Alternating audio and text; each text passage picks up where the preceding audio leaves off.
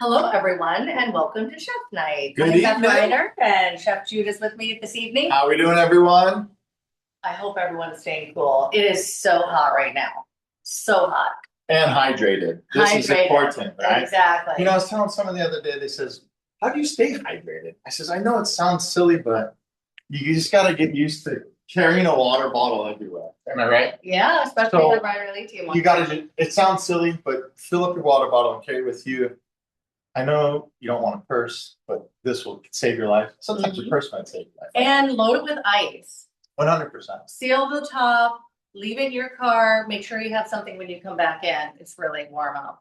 You break a sweat just going from your car to inside the grocery 100%. store, right? 100%. So, man, it sounds silly. Carry a water bottle around. It'll save your life. You'll feel better when you wake up in the morning. Right. Right? So that's a Absolutely. big piece to it. So make sure everyone's staying hydrated. It is hot out there. It is. And it is moist. Tonight, I mean, we all cook a steak.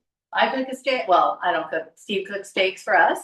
After tonight, she'll be able to cook a steak. Okay. Steve, I got you. And Orzo, which is always fun because I don't make it a lot, so It's nice light. something different. Yeah, it's pasta, right? Mhm. But it's light, so it's not a big heavy piece, and it almost resembles rice, so it's Right. not rice. So it means it'll fill you up a little bit more, so you won't be hungry a little bit later, like you would when you normally eat rice. Good.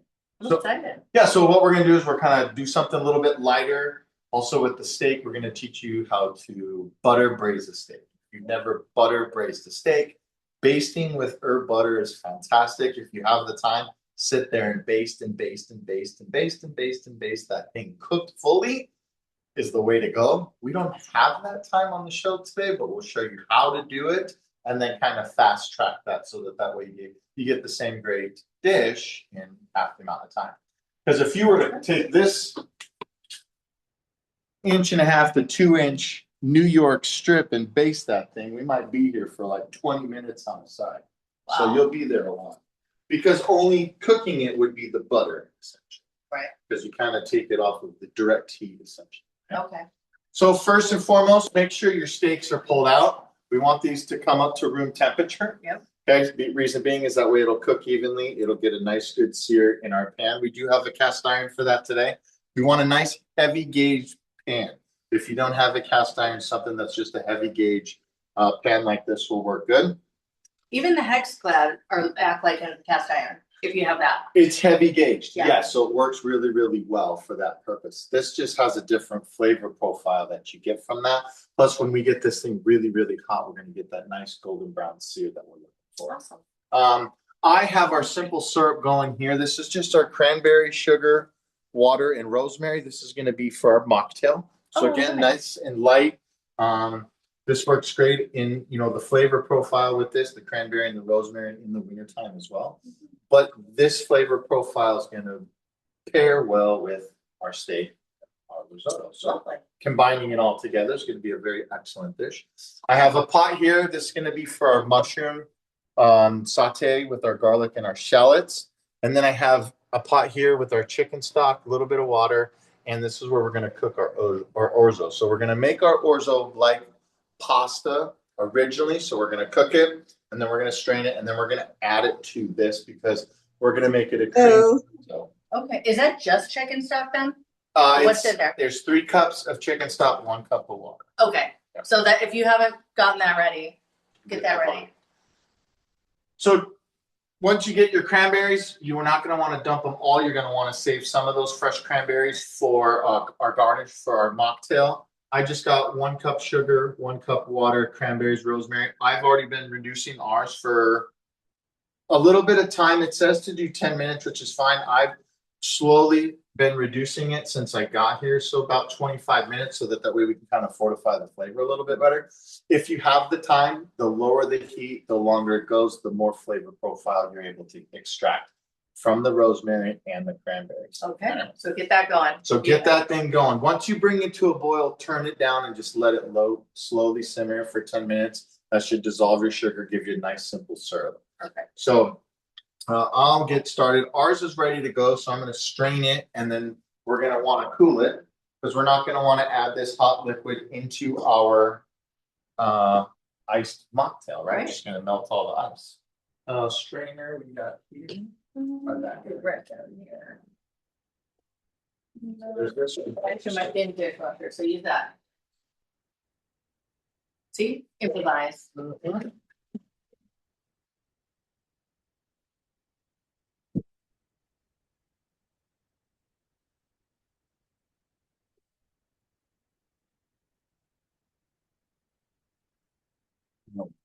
I know, it really does. Actually, it smells holiday. That's just. Already, right? I It's know. the rosemary and the cranberry. So that's what I said. This is great for Christmas time also. So. Mhm. Boy, I can see lots of uses for that. It'll even be good. Oh, Yeah. oh, it's very good. Oh, awesome. All right, All right. next things next. Let's get our saute going of our mushrooms and our shallots. I have our garlic and our shallots already minced up, nice and fine here. Oh, great. I've rinsed our mushrooms, and for the purpose of what we're doing today, I sliced them really thin, so that way they can break down, but yet they'll still be meaty enough that you'll notice them when we're gonna eat them in our orzo. Right. So we want to think about our orzo grains. Those are going to double in size roughly, Yeah. which they're not going to be very big. Right. That's why I slice these not as thin as possible, but pretty thin, so that way these break down and it'll fold into the orzo nicely. Don't take over the orzo. If we were gonna like quarter these, our orzo is too small of a pasta. Right. For what we're trying to do today. We can do the same application with a different noodle. You could use elbow noodle. You could use, what would be another good one? You could use like fettuccine and break it down so it's a little bit wider of a noodle. Okay. Egg noodles would work. What's the spiral one? Capellini. The spiral ones would work really good. Then you could quarter these mushrooms and leave them more chunky, so that way you have a difference in the dish, right? So for today, we're gonna go nice and thin here. Awesome. So get our pan going nice and hot. Thanks to Gordon Ramsay and allowing us, sponsoring us for our X plan. These things work great. A little bit of oil. So we'll start with I just did about half of a tablespoon right now, just for our shallots and our garlic. We will be adding more oil to the pot when we go ahead and get our mushrooms sauteed, because the mushrooms are going to absorb that oil very, very quickly. And then we're going to want to add a little bit more. We're not going to want to add too much more, just because we don't want this to be oily. Right. But we do want it to be cooked enough. So we got our pan on nice and hot. You can see how fast this pan distributes its heats due to the hex-clad design. So we want to get a good saute on that.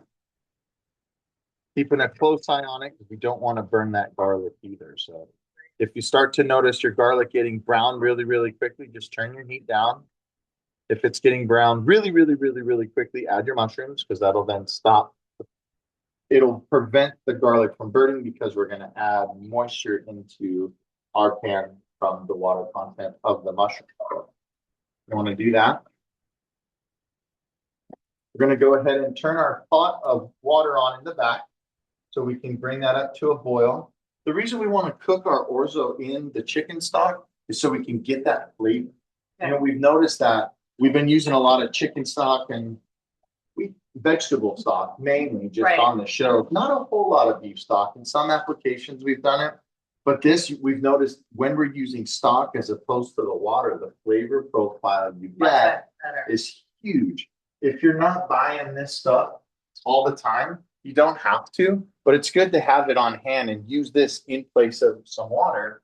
Then that way you're able to get a richer flavor in all of your cooking.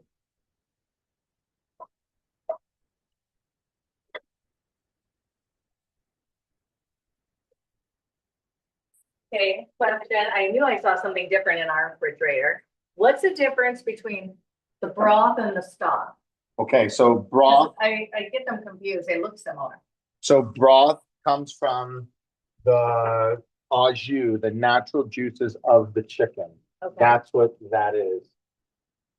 Stock is made from the bones and water. So when you make chicken stock or beef stock, what you do is you roast bones, you add your mirepoix, your carrots, your celery, your onion, and then you reduce water.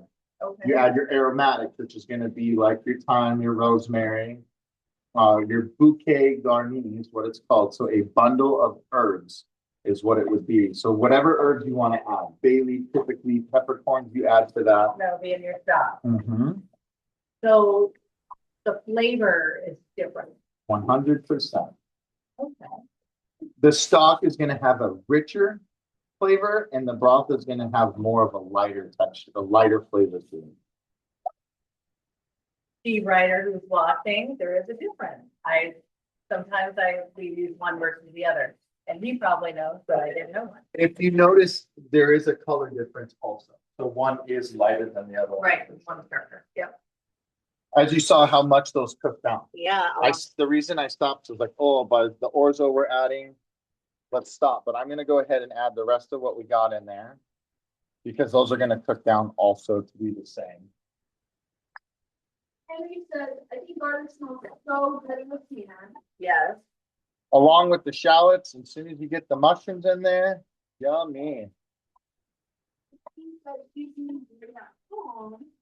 And we have never had the time to probably stop and get a bone broth.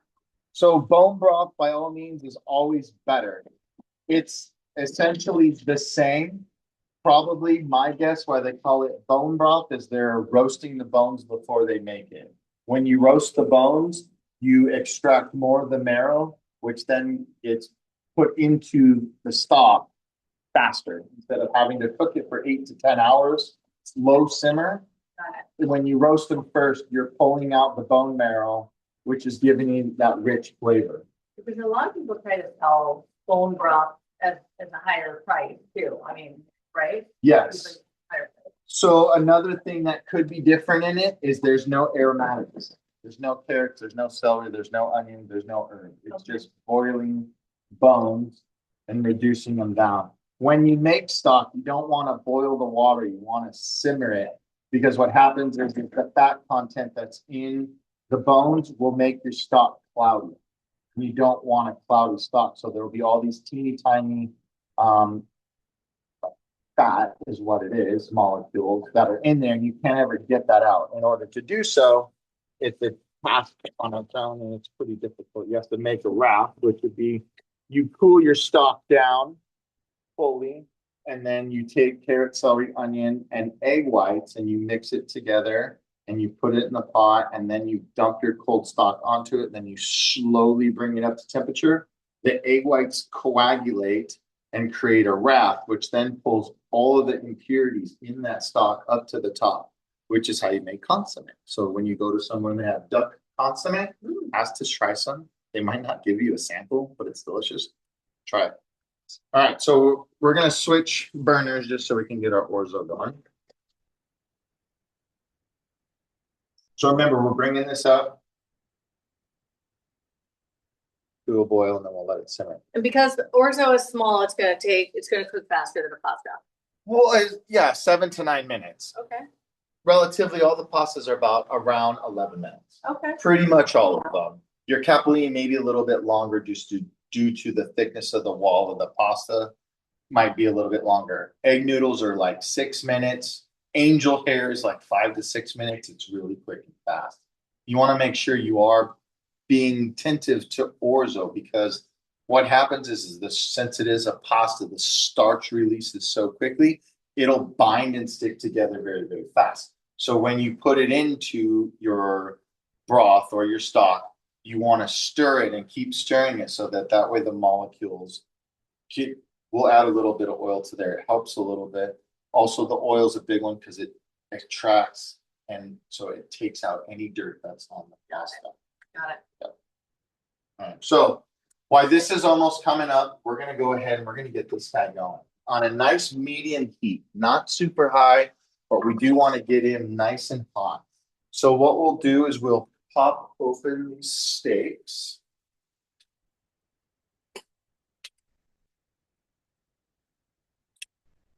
The reason we're going to use New York strips today is because I myself am a really, really big fan of all this internal marbling here.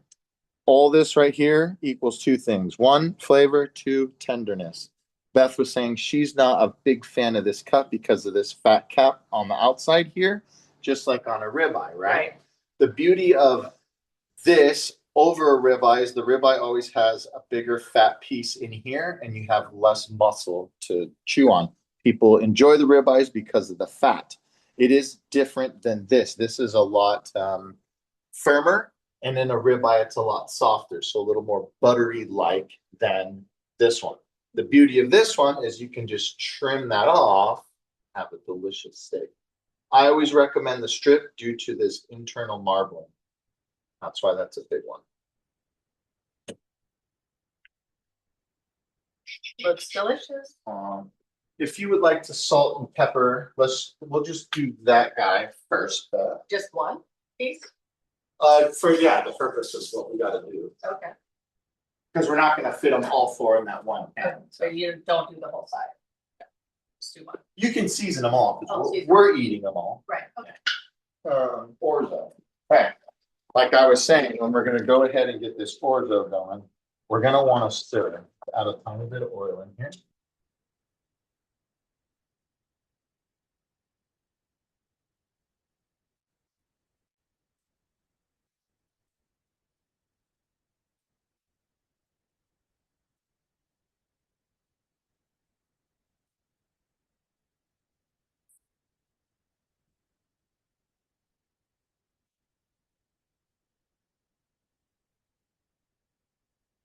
We got our orzo in. We're going to stir. One thing you want to be aware of is this, get in this down corner piece of that pot. Make sure you get in there, otherwise that orzo will stick to it really, really fast. So important to stir as you pour it in. So that way that starch doesn't stick them together because it will clump up quick and fast. Good? Yep. All right, so we're going to set a timer for 7 minutes in our head. 6:29. Okay, we're going to get our fresh herbs ready. We're going to get our butter ready.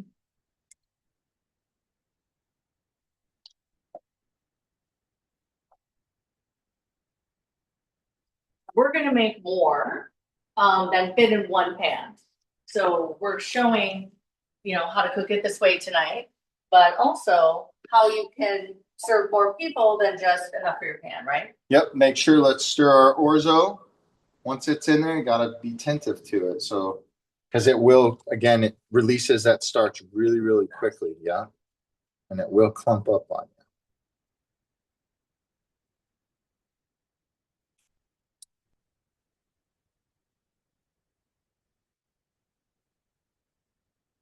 We're gonna need a good size spoon. A pair of tongs right there should work. Perfecto. Little oil. You can see how hot that pan is just by putting that oil in there. Typically how Steve does that thing. Sear them in the cast iron. Oh, It's, with the rosemary and butter. yeah, it's the way to go. Just adds such a great flavor profile to that beef. Yes, it does. And I'm turning our heat down a little bit so that can simmer. I'm gonna take our nicely seasoned steak.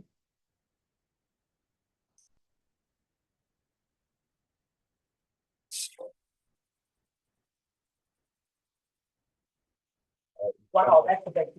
Right in the center of the pan. We're gonna want to season the other side.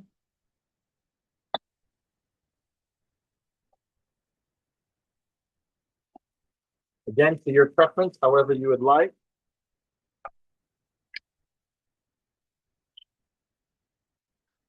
Kind of absorbing some of that oil in there. You want to be careful because that's hot. Want to make sure you try not to get any water into there. Creates a big problem. So we're going to go about 1 minute, 2 minutes on each side. Just depends on how hot our pan is. Remember, give your orzo a stir.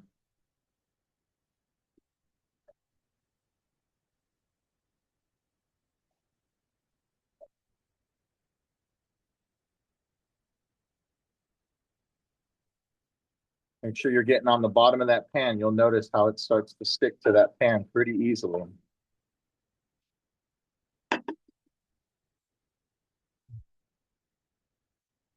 Pat, it's so good to see you on tonight. I know we talked earlier in the week, so great seeing you. And Sue, look at that thanks for sear. joining. Wow, that's Look a at that great sear. chair. Nice hot. That's about 1 minute on each side. Wow. Dude, this is, I mean, I think we're spoiled too because this is the best way to make steak. It really is. I love this. It might be a little loud, so tell us if it's too loud. Grilling your steak gives you the flavor. But if you want a perfectly medium rare, top to bottom, rare steak, medium, this is the way to go. If you're gonna do it on the grill, take the same concept. Really hot, both sides, quick and fast, move it to a more medium temperature, about 350, 325, let it cook a little bit longer and let it rest. You always want to give it a nap after you think, you know what, it's done. That's the temperature I wanted at. Give it a nap, right? Okay, so I'm going to turn our heat down in our pan because it is extremely hot. And I don't want to burn our butter right off the bat. So let's take a look at this other side here. Again, we got a nice caramelization there. We're now going to add some of our fresh rosemary. You can peel them off if you want. Go with that. We're going to add our fresh thyme. I just throw it in there. Again, we want to release that oil.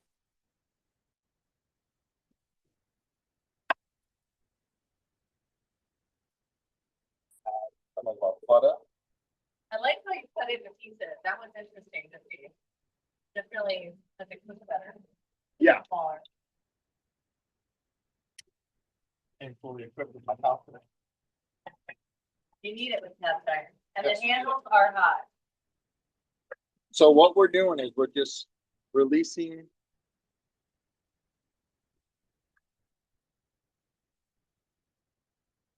and just basting away. The reason that we turn down our heat is because we don't want to burn that butter. The oil is going to help it a little bit, not brown, essentially, like turn it into brown butter. But if your pan is too hot, then you could run the risk of burning it. Then you've got a whole different flavor going on. Which isn't bad if you brown it. If you burn it, then you got to start all over. But the oil does help it. So that's why we sear with the oil, because then it helps change the temperature zone of burning the butter. So you see, all I'm doing is trying to keep that fresh herbs in there and on top of our steak. Let's give it a flip here.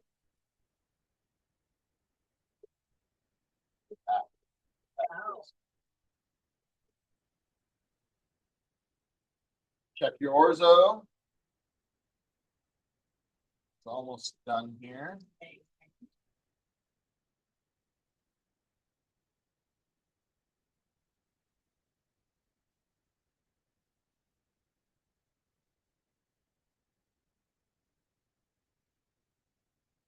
And just basting it with this butter. Just the flavor profile you're gonna get from it. Incredible.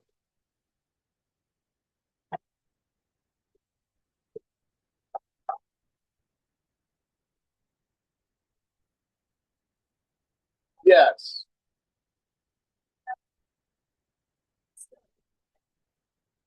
You can go by time. Again, it's going to be like it's pasta, so you'll be able to tell. I'm going to kill the heat on our steak, so we can attend to our orzo, and it's not going to continue to overcook. So you can tell, just like pasta, you can see how light it becomes, and see where it's still dark. So if we were to cut this open.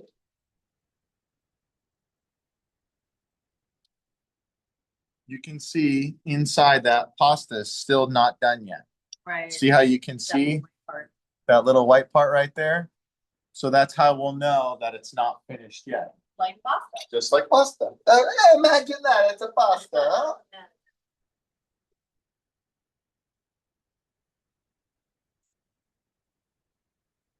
All right, so we're going to want to, let's do this for our sake. We're just going to transfer our steak into another pan that we can finish in the oven. Just so we can save all that love for our other ones, because we're going to have to cook some more steaks. This guy.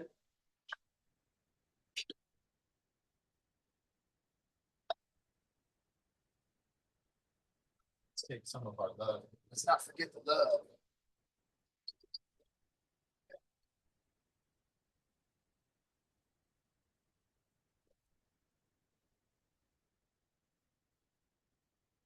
That's going to go into our oven. Put it on, what do you have it on? I got it on 450, Okay, just so we can cook it a little bit faster. got it. Sassy. Yep. Okay, I'm cutting off our orzo so we can give it a stir. We're not wanting to cook it all the way through just yet because we're going to finish it in with the rest of our stuff, right? Yep. So this time I'm just going to let this go. Give it a good stir. After you strain off any excess liquid, you want to give it a little bit of oil so that way it doesn't stick anymore, right? So with this guy, you want to save this love because we can use it and just stick it on a steak. So when we do our other ones, they're ready to go. As you saw, when you do them, you can sear them. You can do 2 at a time in a pan. This size steak, you can do 2 at a time, and then transfer them onto a sheet pan. Cook them in the oven, all of them cooking at the same time. Got it. So that way they're relatively all going to be in at about around the temperature when you pull them out, which is what we want, right? Okay. So let's give our pasta a strain.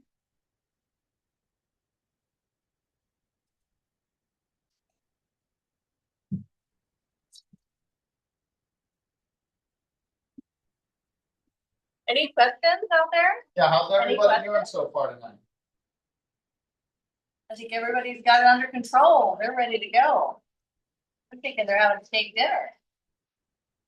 They will be. Sure. Yeah. Beth? I have a question. Will you grab that oil for us, Beth, and let's just do a little toss of the oil here. Yeah, I was wondering what kind of oil did Drizzle. you put in there with the steak? So putting a little drizzle on Yeah. the orzo. Literally a half of a teaspoon goes a long way. There's already some residual from when we strained it with the oil that was already in the water. Got it. So there's already some in there. So we don't want it to be oily when we're eating it, but we do want it not to stick together while it's just resting right here for a minute. Okay. Moving right along to our fantastic mocktail. So there was a question. Can you guys hear me? This is Jennifer. Go Jennifer, ahead, hi, caller. it's me, Jennifer Banks. Hi, Jen. We did have a client ask a question and I tried to answer in the chat. So you're wondering about oil recommendations. I suggested avocado or olive. They're different smoke points though. Yes. So they did kind of chime in and ask that question again as well. So yes, your olive oil, your canola oil, your vegetable oil, your avocado oil, they are different smoke points, which means your temperatures, some burn faster than others, means they don't get to 500 degrees before they start burning. You would have to look up the specifics on what that is. Again, when we're doing this, olive oil's pretty good. Remember, it has that distinct flavor though, right? So if you want to notice that when you're cooking, in this application, you're not going to really notice it because of what we're doing. We're just searing the steak in that just to make sure that it doesn't stick to the pan in the sear process. And then the butter is what's giving it all the flavor that we're looking for. So as far as what we're doing, avocado oil works, canola oil works. Vegetable oil, if that's all you had, it'll work also. The canola and the olive oil, I wouldn't recommend it. Just those are going to be a higher burn temp though, because canola oil is typically what's in a fryer, which can get up to 500 degrees without burning. So again, it all depends on what you have. If you have olive oil, you'll be okay. I just grabbed the avocado oil because that's what's in the pantry, and we seem to use that a lot. That's their preference. That's what I go with. So for me, it just all depends on what we're doing. And again, when you're using olive oil, it has that pungent flavor. So you want to be mindful, like if we were to add that into our Orzo, we would get that note when we're eating. So right now, we're gonna get just the avocado oil. Does that answer the question? I think olive oil is actually the lowest burn temperature, if I remember correctly. Interesting. You would think different, but Well, because canola is what's usually used in a fryer. Yeah. got it.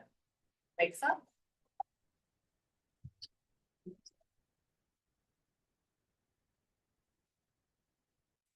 I like the mocktail idea too, because, it's a Wednesday night. It'll be that Not all even night. that, I have just switched to mocktails permanently. I absolutely love them. I had a watermelon mojito the other day. Awesome. Oh, incredible. And quench your thirst and taste delicious. And you don't need the liquor. And you don't need the liquor. That's the biggest thing. You don't need it. Right. If you have a little fun with it. So we got our cranberry rosemary simple syrup. We're gonna need to do a little lemon wedge, just to do a lemon squeeze in there. I'm not gonna do a big one, but just to get a little citrus note in it, which will be nice. So we'll go. What's our? So tablespoons. So you're gonna do a fairly good amount.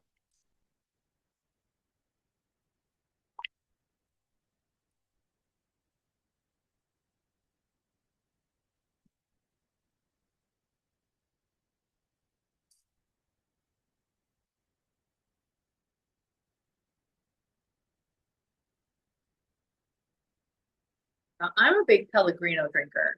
You can get it at Costco, you can get a case. It's really affordable. And it always feels like a treat. And you know the beauty is, not only does it feel like a treat, but you can put anything in it That's true. and change it. And then every day you could do something different. Right, have And different it flavors. does, yeah, it doesn't matter. I mean, some people are big on the Mios. If you wanted to shortcut that way, by all means, go ahead. For me, I love the like a mojito, that mint flavor, the ginger beer, and just this, and I'm set. Perfect. I'm a big fan of cherry lime. So this little bit of cherry and lime squeeze, and I'm sold. I'm done. I'm happy as What can be. is in that bottle? Lots of choices. Why a lemon versus a lime in this?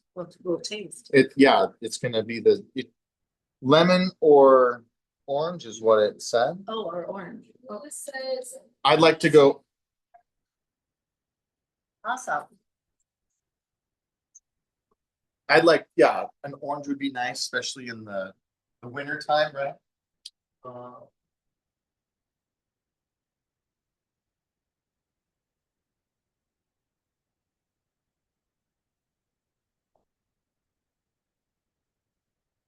Flavor. Just for fun. Lovely. And then you have a nice Oh. summertime Cheers, mocktail. everyone. Cheers. Cheers.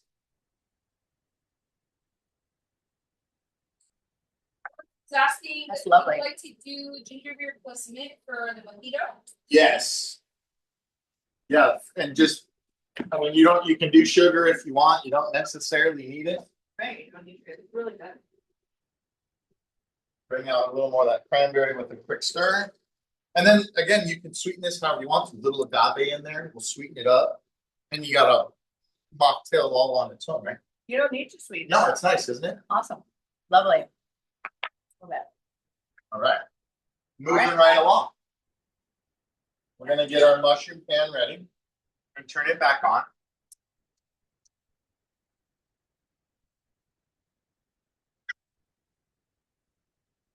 And thanks for joining tonight. We know it's hot out there. We know it's summer. Everyone's busy traveling. And some of our regulars are not with us tonight. But we know it's a busy month for travel. So thanks for coming and joining us at the end of July.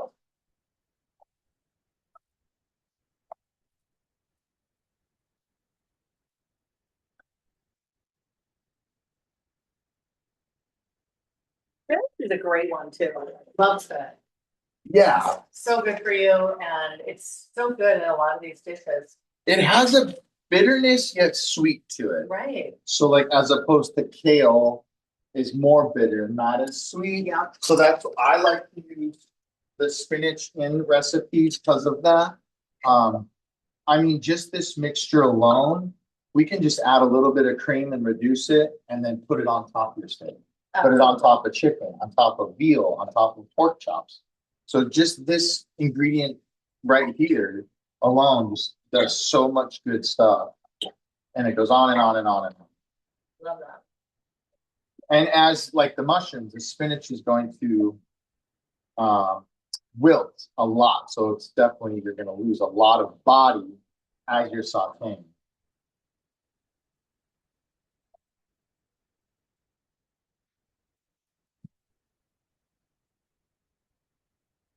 That's what the drink is fabulous. Thank you so much. Awesome. Thank you. Thank you. Nice and refreshing, especially on a hot summer day like such.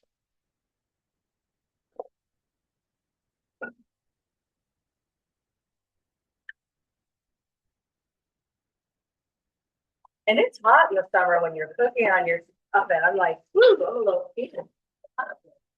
Yeah, The oven heats up the house. the So that's oven when- does. The oven does. If you were gonna grill it outside, you know, sometimes in the summer, it's great to grill to not heat it. Yeah, absolutely. A little Italian seasoning.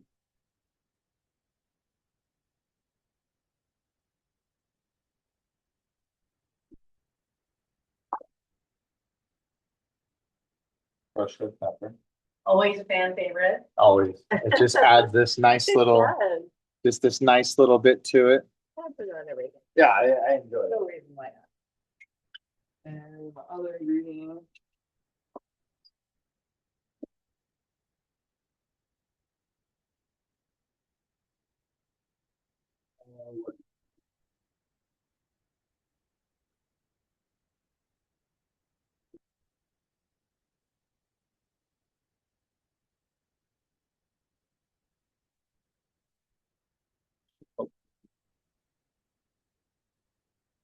We're looking for the paprika. It's gonna just give it a nice little kind of a smoky.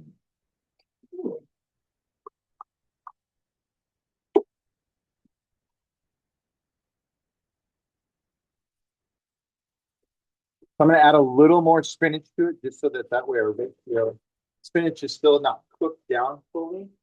I'm gonna go ahead, I'm gonna add another handful. That way we can cook it down, and we're gonna have a good amount of spinach in our orzo. Let's pop this bad chicken out. Christine said she absolutely loves chicken. I mean, spinach. When you said chicken, you're like, wait. All right, we're at rare right now. Everyone know the trick? Can we learn this one? How do you tell your steak's done? On the inside. On the inside. So use your muscle here. Oh, Okay? yeah, that's right. Rare. Put your first finger, your thumb together. Medium rare. Okay. Medium, medium well, well done. So when you press that meat and that's what it feels like, it's done. Okay. So right now we're at this stage. Right. We're getting close to this stage right here. So we're gonna let it go. One more minute, we'll pull them out. We'll let it rest. With a steak that thick, I would let it rest a minimum of 10 minutes. Yeah. Not just the typical 5. No, and you'll see the difference. Allow all that blood to flow back into. All right, right there. That looks pretty good. We got a good ratio of mushrooms to spinach, nice garlic. We got all of our dry spices in there. Turn our heat down.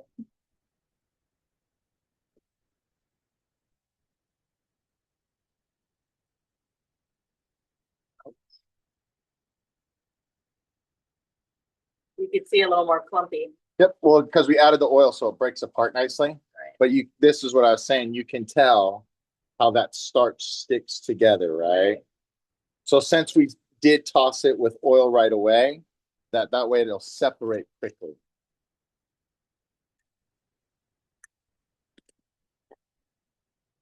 Good to know.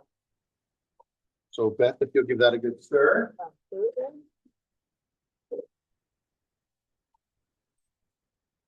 Being the lefty that I am. Good.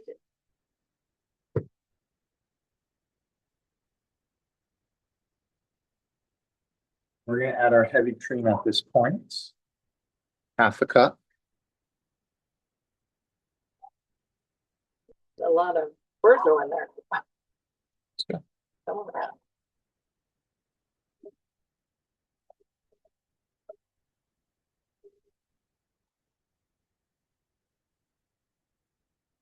Tiny more cream.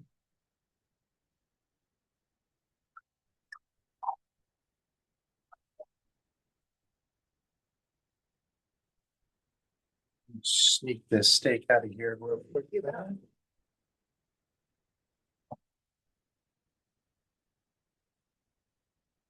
Kitchen hack, anytime you pull a hot pan out of the oven, leave your pad on it. Because I assure you, you will forget and you will want to grab that pan immediately. Trust me.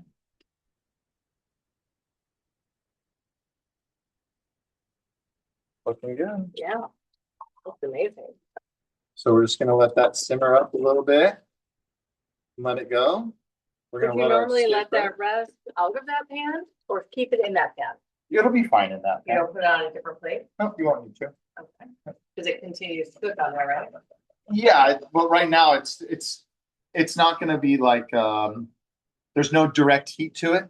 So the pan, what it's done, what's the heat from the pan isn't gonna continue to cook the steak, if that makes sense. We've removed it from the heat source, which is the oven, Got it. and right now it's in the resting stage. Got it. So that'll be okay. Okay.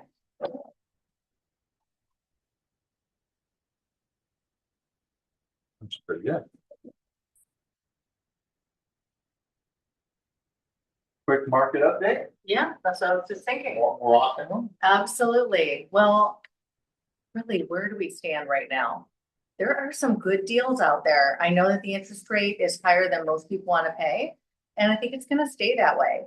So don't let that stop you from going out and trying to get some incentives on a resale. Sellers are giving out 10 to 20,000 potentially on a resale and concessions to a buyer, which is amazing. It's a great market to be a buyer in this market. And builders are also lowering their prices and giving concessions on that side as well. And could also be an interest rate buy down. So if you're price conscious and there's a new construction opportunity near you, they might be buying that rate down for you. So that would make your payment lower than buying something else. So those are really good options right now if you're out there buying. And if you want to sell, it's still a great opportunity to sell as well. There's not much on the market in the summer, so it's a good time to put your home on the market. But if you're in an active adult community or something where the winter visitors are going to be a significant buyer pool, then we'd want to wait and put your home on the market in the fall. Maybe even late fall, maybe even in January, depending on which neighborhood you're in. But definitely come talk to us. It's always a great time to sell. It's always a great time to buy. And we're going to help you navigate through that, whether it's staging or getting your home ready in a different way. We're here and happy to help you do that. So give us a call. We'd love to chat with you about it. And thank you again for joining. Let's see what we've got going on here to get. What we got going, we're ready for plate up essentially. That's what it looks like. I mean, for the It feels purpose. like it was fast tonight. It is. It's not a hard one. It is fast. So again, something so wow. Yeah, I mean, this is That a quick. great side. That quick, right? And this is delicious. So I'm excited. so quick, we're able to execute it, put it together. We're not making, I made a little extra dishes. Sorry, Beth. I would do everything in one pan. That's just me personally. I would saute the mushrooms, the onions, the shallot. I would then add the stock. I would add my orzo. I would cook it down. I would add my spinach as it's closer to done, and then just add the cream in, and then let it be. Okay, good to know. Dump a little cheese in there if you wanted to. Oh, So it depends. what you're loving, right? If you wanted to go into that Mediterranean realm and throw some feta in there, Oh, that's actually that's really cute. delicious. Chef Lewis is asking, does the cream give it consistency like risotto? Yeah, it will. So yes and no. So similar to it, but just again a flavor profile. So with the risotto, cooking the rice as long as it does gives it more of that consistency and texture. You can see that it's not as sticky as risotto would be. It's still a little loose. It's just to give it a different flavor profile than just pasta with the seasonings that we added to it, right? So just to step it up a notch. I like the idea that you can add different things to it also to add to your dish. So that was a great add. If you were gonna add feta to it, as an example, would you put it, sprinkle it on top? Would you stir it all throughout? As an example. So like if we were gonna serve this with chicken, Mm-hmm. I would put some of it in, like right now, just fold it in a little bit, Okay. and then I would garnish with a little bit also.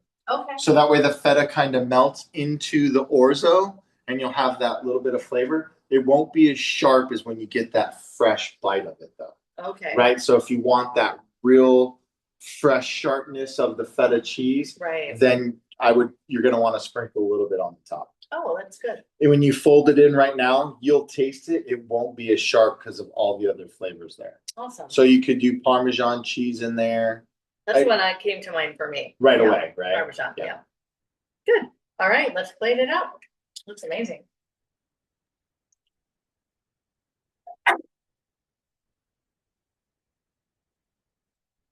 So, I mean, two things. We could either just go right in on, like such, your steakhouse style.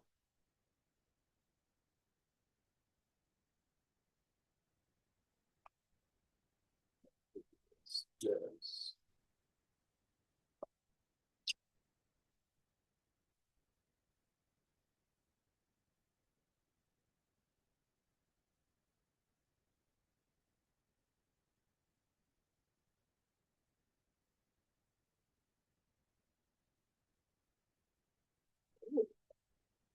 And then just let that butter melt out all on its own. like that. Wow, that's cool. And then you get into it. So you can serve it like that, steakhouse style, or you can get in and slice it down and then just fan it out right alongside. Take some of that and just spoon it over the top of it. Right. Some of your butter that you got. Oh, perfect. All right. And then we have our butter basted New York strip with our creamy That is spinach amazing. Russian orzo. Our nice little cranberry rosemary spritz there. Throw some prosecco in there if you're feeling, a little more festive. By all means. Amazing. I'm trying to read what next week, next month is, and I can't. Next see month, it. it's Oh, the Greek really? sheet pan chicken. So we're gonna make a dish all on one sheet pan. What? Yeah. Okay. Interesting. So that one pan process. So we're gonna go into that Mediterranean region like we were talking about, how to roast I those love that. vegetables with chicken all at the same time, pull it all out, plate it up. Delicious. Sounds like a great next event. Thank you guys for joining. We really appreciate the opportunity to spend an hour of your day with you. Yeah, thank And- you all for joining Let's Get Cooking, and join us again next month on Let's Get Cooking. We'll see you soon. Enjoy.